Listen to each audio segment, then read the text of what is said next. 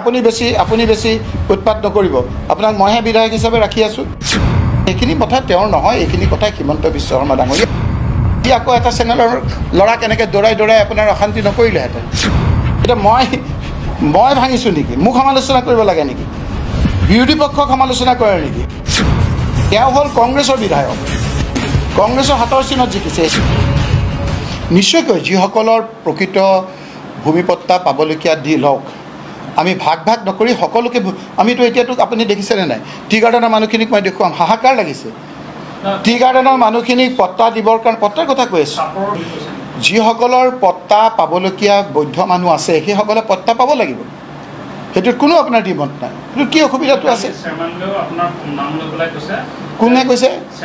তেওঁৰ কথা কি উত্তৰ দিব তেওঁৰ কথা বিধানসভাত CM-এ কৈছে মই বিধানসভাৰ ভিতৰত বোলে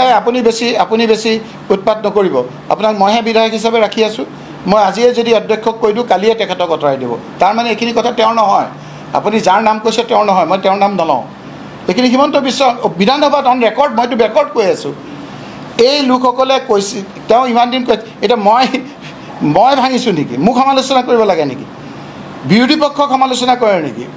চৰকাৰী পক্ষকে সমালোচনা কৰে তেতিয়াই বুজিব লাগিব তেওঁ হ'ল কংগ্ৰেছৰ বিধায়ক কংগ্ৰেছৰ হাতৰ চিনত জিকিছে এতিয়াও যেতিয়া আপোনালোকৰ এই অধ্যক্ষই সোধে কয় মই কংগ্ৰেছৰ বিধায়ক এইটো বুজিবলৈ বাকী নাই ইমান দিন আপোনাৰ শুই থকাৰ পিছত বদৰুদ্দিন আজমল ডাঙৰীয়াই পোষ্ট কৰে ইমান দিন শুই থকাৰ পিছত আপুনি কোৱা সেই মানুহসকলে কৰে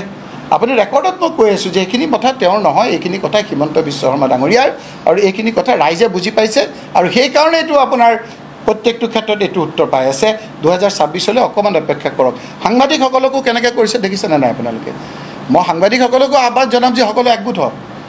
আপোনালোকে যদি কাৰোবাক কৰিলে কোনোবা গোষ্ঠী বুলি ভাবি যদি নিৰাপদ আছে বুলি ভাবে কোনো নিৰাপদ নহয় আজি যদি আপোনালোকৰ এজনক যদি সুচাৰ হোৱাৰ কাৰণে সকলোকে যদি একগোট হ'লহেঁতেন তেতিয়া আজি আকৌ এটা চেনেলৰ ল'ৰা কেনেকৈ দৌৰাই আপোনাৰ অশান্তি নকৰিলেহেঁতেন সেই আপোনালোককো আপোনাৰ অশান্তি তেওঁ কাকো শান্তিৰে থাকিব নিদিয়ে কাৰণ তেওঁ এতিয়া অস্থিৰ হৈ গৈছে ৰিপৰ্ট পাইছে যে কোনো ৰকমেই 2026 চনত তেওঁ থাকিব নোৱাৰে